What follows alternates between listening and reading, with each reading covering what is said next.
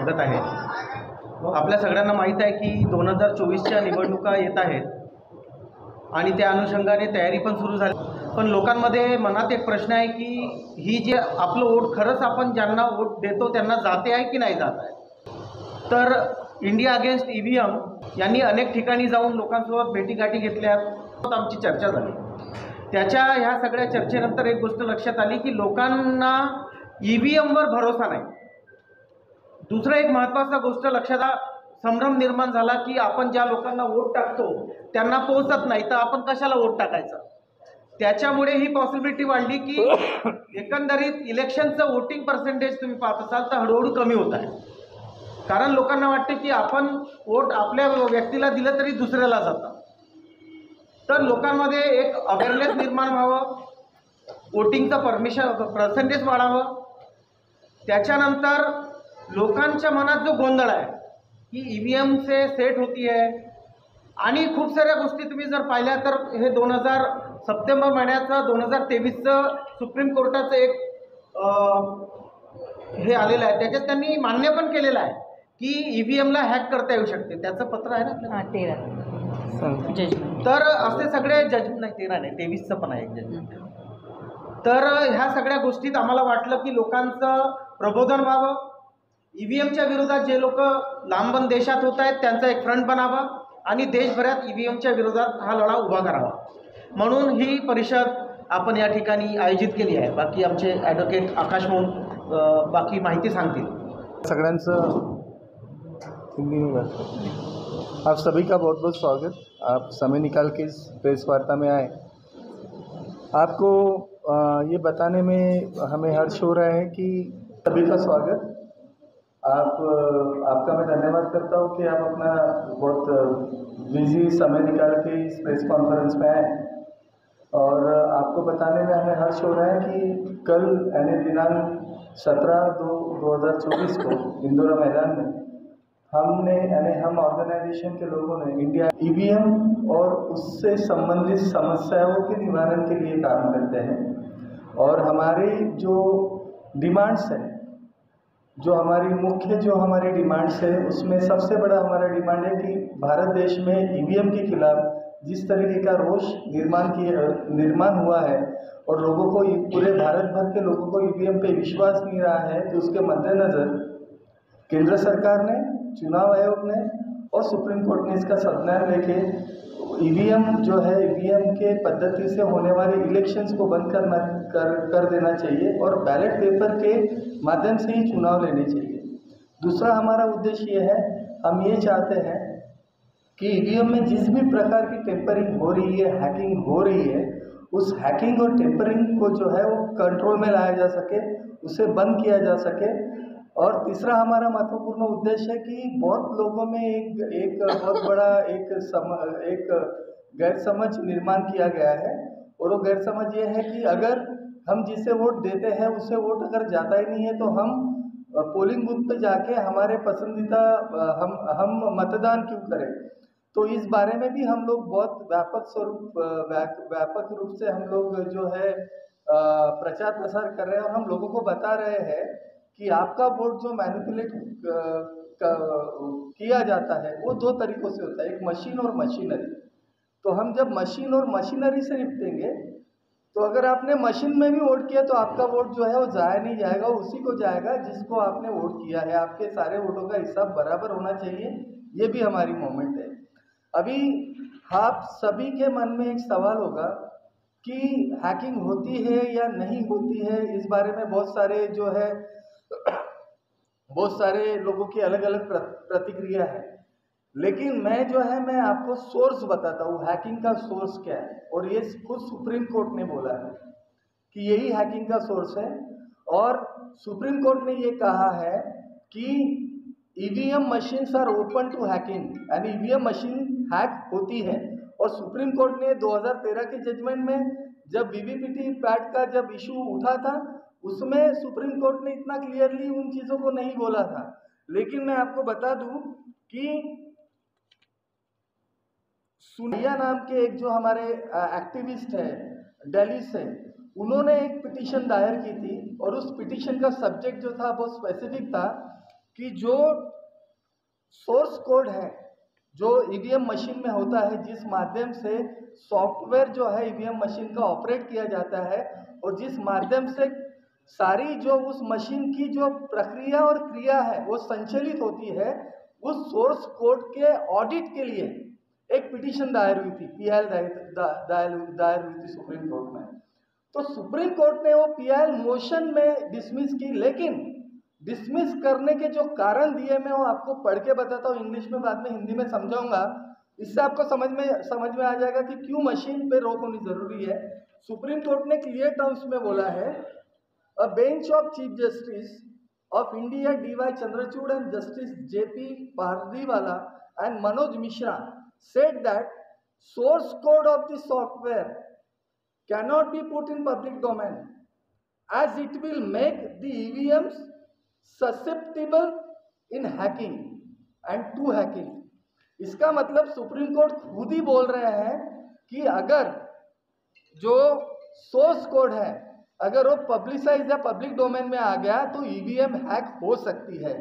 अभी मेरा सवाल सुप्रीम कोर्ट से है, मेरा सवाल चुनाव आयोग से और मेरा सवाल सरकार से भी है, अगर आप जिस कंपनियों द्वारा ईवीएम मशीन निर्मित होती है, जैसे बेल है और उसके बाद एक दूसरी जो कंपनी है, उन दोनों कंपनियों में से जो एक कंपनी है बेल भारत इलेक्ट्रॉनिक्स लिमिटेड, उस कंपनी के 4 डायरेक्टर जो है वो बीजेपी से सीधा संबंध रखते हैं। वहाँ के जो इंजीनियर्स हैं वो इंजीनियर्स सीधे तौर पे जो है वो उनके द्वारा हायर किए हुए इंजीनियर्स हैं। ये जो मशीन्स होती है, इन मशीन्स को नियंत्रित करने के जो पावर्स हैं वो इलेक्शन कमीशन ऑफ इंडिया के पास नहीं है, चुनाव आयोग के पास नहीं है, वो उस कंपनी के डायरेक्टर्स के पास है। तो जिसके पास सोर्स कोड है वो इस सोर्स कोड का उपयोग करके वहां के वहां मशीन मैनेज कर सकता है, हैक कर सकता है। मैं नहीं बोल रहा, सुप्रीम कोर्ट बोल रहा है। अब मुझे बताइए, सोर्स कोड जो है वो मशीन के साथ ही ऑपरेट होता है, तो जिसके पास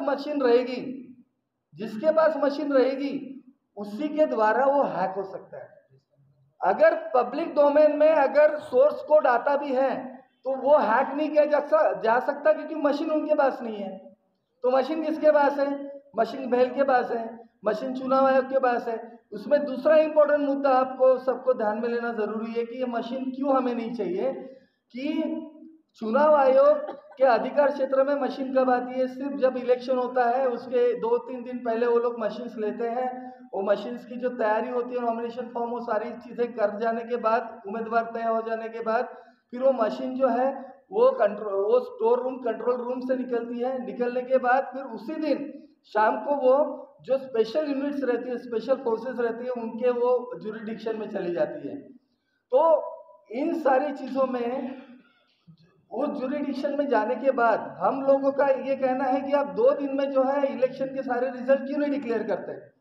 क्योंकि मशीन्स की बैटरी भी उतरती है।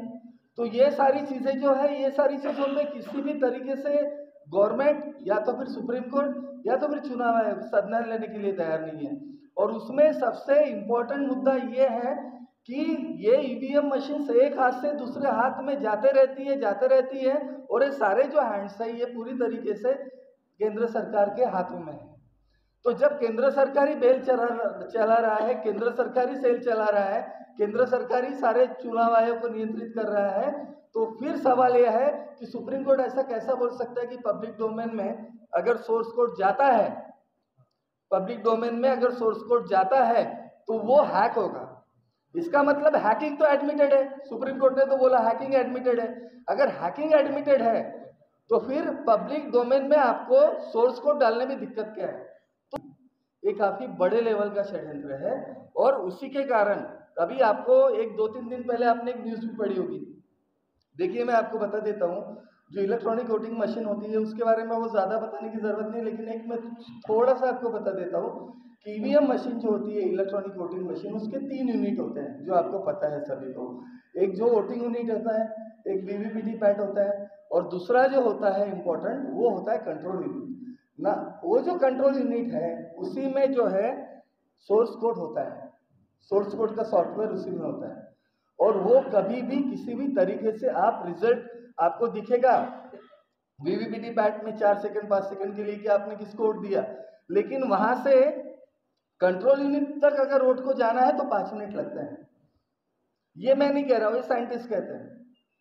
तो अगर 5 मिनट लगते हैं तो 5 मिनट की अवधि में अगर उस मशीन का आपके पास अगर अथॉरिटी है और आपको उसका मैकेनिज्म पता है तो आप उसे आसानी से हैक कर सकते हैं।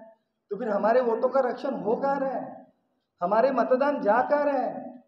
हमें जो लोग चाहिए नहीं, अने अगर कोई वोट कर रहा है तो उसका वोट भी उसको नहीं मिलता। तो इस तरीके की ये जो धांधली है, ये गलती नहीं हो सकती, ये षड्यंत्र हो सकता है।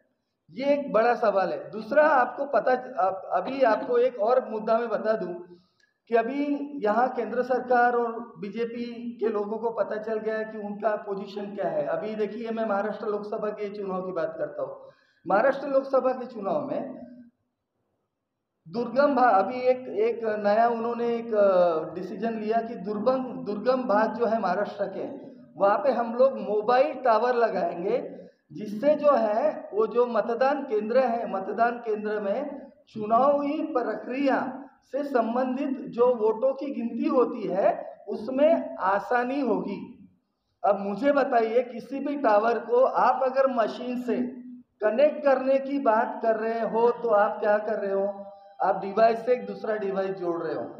और अगर आप ऐसा कर रहे हो तो आप ये सिर्फ बहाना दे रहे हो। आज से 5 साल पहले तक आपको ये नहीं सोचा, अचानक से आप देख रहे हो कि आपका रेशो गिर रहा है तो आप अचानक से टावर लगाने लग गए। अभी 1.5 महीने की अवधि में आप 100 से ऊपर टावर लगाने की बात कर रहे हो। तो ये सारी जो चीजें हो रही है, गतिविधियां हो रही है, देखिए आपको पता है कि 3 इंपॉर्टेंट एक्ट है जिसके अंदर ईवीएम मशीन पूरी तरीके से संचालित होती है। पहला तो है पीपल्स रिप्रेजेंटेशन एक्ट, वो सेक्शन 61 ये बोलता है उसके बारे में, ईवीएम मशीन के बारे में। उसके अलावा जो सेक्शन 62 और 65 ऑफ एविडेंस एक्ट है, वो सेक्शन काफी प्राइमरी एविडेंस के तौर पे अगर इलेक्ट्रॉनिक मशीन को हमें रखना है तो उसके निकष क्या होंगे। और सबसे इंपॉर्टेंट आईटी एक्ट, इलेक्ट्रॉनिक्स जो एक्ट है, उस एक्ट के अंतर्गत अगर ईवीएम मशीन पे भरोसा, अगर या आपको ईवीएम मशीन में जो कुछ भी रिकॉर्ड हुआ है अगर उसको प्रूव करना है तो आपको उसकी प्रक्रिया से जाना पड़ता है। तो ये जो प्रक्रिया है, इस प्रक्रिया का तो कोई सवाल ही निर्माण नहीं किया जाता कि किस तरीके से होता है। तो मुझे ये कहना है कि हमें क्यों ईवीएम मशीन चाहिए, हमें क्यों वीवीपैट चाहिए, हमें क्यों कंट्रोल यूनिट चाहिए। हम भारत के लोग हैं, भारत हमसे बना है और हमारे लोकतांत्रिक मूल्यों में सबसे जो महत्व का अधिकार दिया हुआ है वो वोट का अधिकार दिया हुआ है। अगर कोई वोट की चोरी करता है तो वो देशद्रोही है, वो देश से द्रोह कर रहा है। आज जितनी भी गरीबी, लाचारी और जो भी जिस तरीके की भी डिसीजन आकर जो समाज में या देश में जो भाईचारा खत्म करने का काम हो रहा है या बाकी सारे पीएसयूज को बेचने का काम हो रहा है, ये जो सारी चीजें जो हो रही है और देश की संपत्तियों को जिस तरीके से नष्ट किया जा रहा है, इसकी सारी जिम्मेवारी उन लोगों की है जो झूठे वोट लेकर सत्ता में आए, सरकार स्थापित की और उससे भारत को लूटा। जो भारत को इस तरीके से लूट सकते हैं, वो भारत से प्यार कैसे कर सकते हैं। तो इसी संबंध में हमारी कल जो है वो परिषद है और उस परिषद में मुख्य रूप से माननीय वामन मेश्राम जी जो है वो अध्यक्ष के रूप में शिरकत करने वाले हैं। बाकी की जो जानकारी वो आपको स्मिता कामडे दीदी देगी। आप सभी पत्रकार बंधुओं को जय भारत जय संविधान।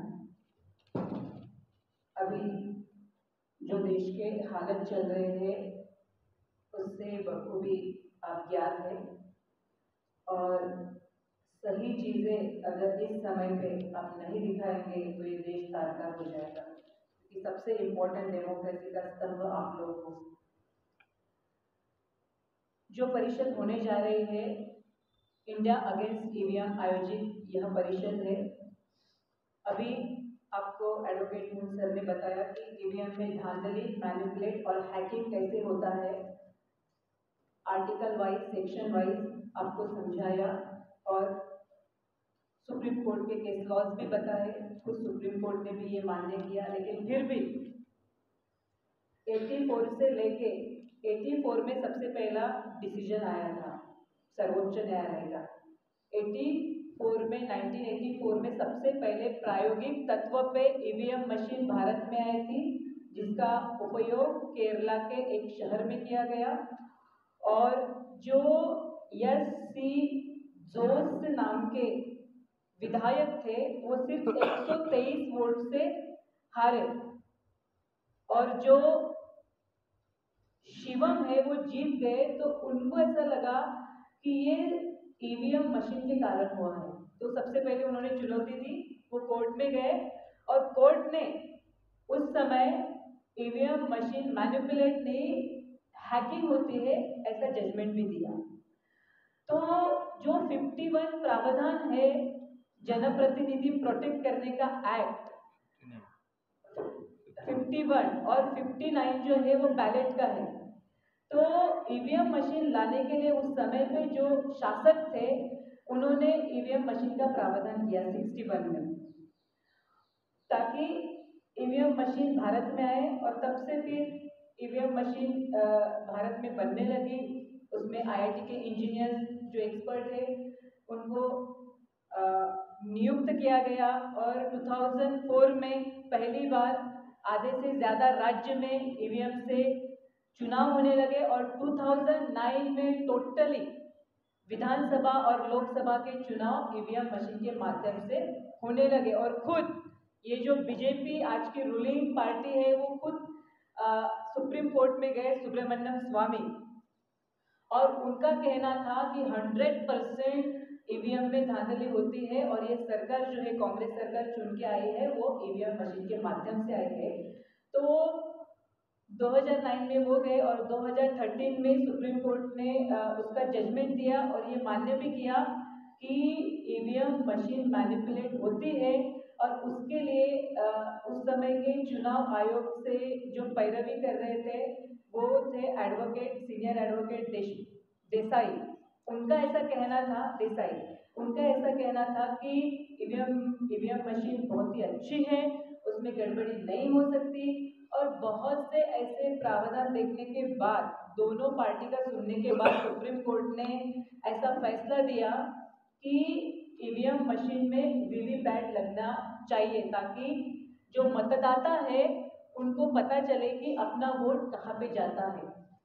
तो उसके बाद चुनाव आयोग ने उसके ऊपर कहा कि वीवीपैट लगाने के लिए, क्योंकि चुनाव उस समय लोकसभा के जल्दी थे, 2014 के चुनाव आने वाले थे, और इतनी जल्दी हम लोग सभी क्षेत्र में मशीन के साथ वीवीपैट नहीं लगा सकते, उसमें बहुत ज़्यादा खर्चा है, लेकिन टप्पे टप्पे के साथ हम लोग लगाएंगे। तो इसके लिए सुप्रीम कोर्ट ने पूरा राइट्स चुनाव आयोग को दिया कि जैसे जैसे आपको जमता है वैसे वैसे वीवीपैट लगाना चाहिए। लेकिन खुद सुप्रीम कोर्ट के माजी न्यायाधीश पीबी सावंत बोलते हैं, अगर उस समय सुप्रीम कोर्ट ने बोला होता कि वीवीपैट की व्यवस्था आपकी नहीं है, उसमें ज़्यादा खर्चा आता है, तो तब तक आप बैलेट का ही इस्तेमाल करो। तो अगर ये एक लाइन जजमेंट में उस समय सुप्रीम कोर्ट ने डाल दी होती तो शायद आज ये जो तानाशाही की सरकार है जो ईवीएम के माध्यम से चुन के आई है उसमें गड़बड़ी करके, तो आज शायद ये माहौल ना होता। ऐसा मैं नहीं कह रही हूँ, ऐसा खुद निवृत्त हुए न्यायाधीश, वो भी सर्वोच्च न्यायालय के, उनका कहना है, पीबी सावंत सर का।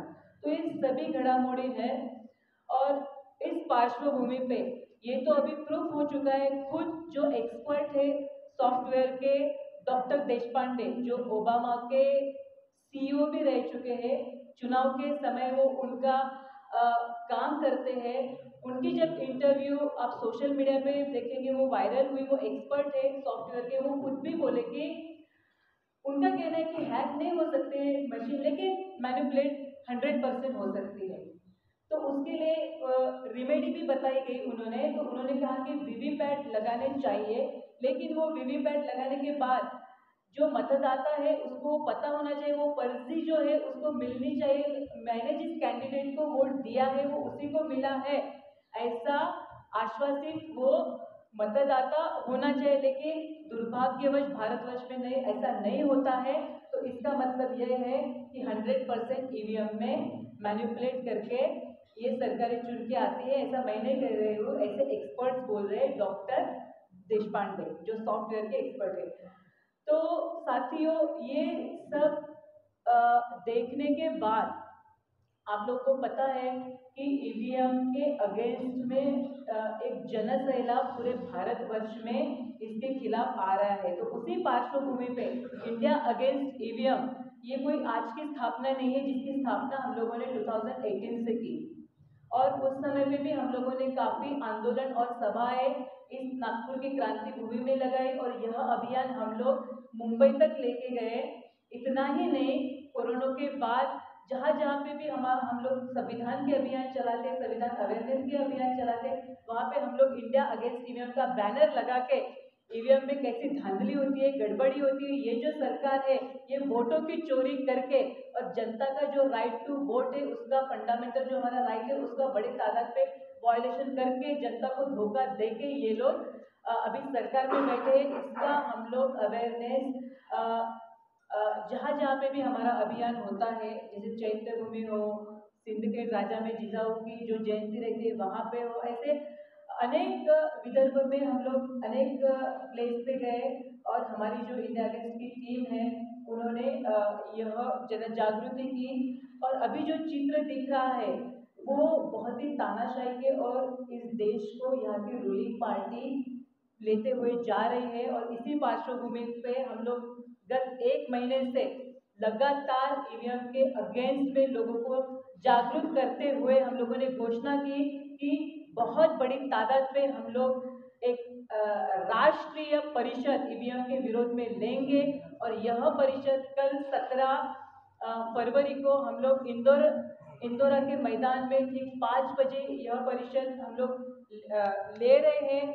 और मैं आपको यहाँ पे बता दे रही हूँ कि यहाँ पे बहुत सी संगठनाएं, यानी सैकड़ों से भी ऊपर संगठनाएं उन्होंने समर्थन दिया है, वो हमारे साथ है, सहयोग कर रही है। दिन रात इंडिया अगेंस्ट ईवीएम के कार्यकर्ता समूचे नागपुर में इसके लिए प्रयासरत है। सिर्फ नागपुर से ही यहाँ पे जनता नहीं आ रही है, नागपुर से बाहर से भी, विदर्भ से और महाराष्ट्र से, महाराष्ट्र के बाहर से भी जनता कल के जो राष्ट्रीय आंदोलन है उसमें सम्मिलित होगी। बूटीबोरी से लोग आ रहे हैं, रामटेक से आ रहे हैं, हिंगनघाट से आ रहे हैं, बुल्ढाना से आ रहे हैं, परभणी से आ रहे हैं, औरंगाबाद से आ रहे हैं, गुजरात से आ रहे हैं, हरियाणा से आ रहे हैं। और इसकी अध्यक्षता, प्लीज फोन साइलेंट कीजिए, इसकी जो अध्यक्षता है वो कर रहे हैं जो ईवीएम के मोर्चा बांधनी जिसने समूचे भारतवर्ष में की, ऐसे वामन जी मेश्राम सर, विजय वडेट्टीवार, सुप्रिया सुरे। अभी जो दिल्ली में आंदोलन जिन्होंने चला रहे हैं ईवीएम का, वो भानु प्रसाद सिंह जो कि सुप्रीम कोर्ट के वरिष्ठ एडवोकेट है। समाज कल्याण के मंत्री जो है विधायक दिल्ली राजेंद्र पाल गौतम सर, यहाँ के पूर्व मंत्री विधायक नागपुर के सुनील केदार, और फिरदौस मिर्जा सर जो नागपुर के हाईकोर्ट के एडवोकेट है, बहुजन विचारक है, संविधान तज्ञ है। मीडिया प्रभारी बसपा के महाराष्ट्र के जो उत्तम शेवड़े हैं, आवाज इंडिया के डायरेक्टर अमन कांबले सर, और प्रीतम गुलकुंडे जो राष्ट्रीय निमंत्रक इंडिया अगेंस्ट ईवीएम के मार्गदर्शक भी है, अमन कांबले जी मार्गदर्शक है, और गुणवंत देवपारे सर जो अम्बेडकरी बहुजन विचारक है, और विश्वास पाटिल सर जो खुद राष्ट्रीय प्रवक्ता है इंडिया अगेंस्ट ईवीएम के। ये तमाम लोग कल के राष्ट्रीय जन परिषद को संबोधित कर रहे हैं।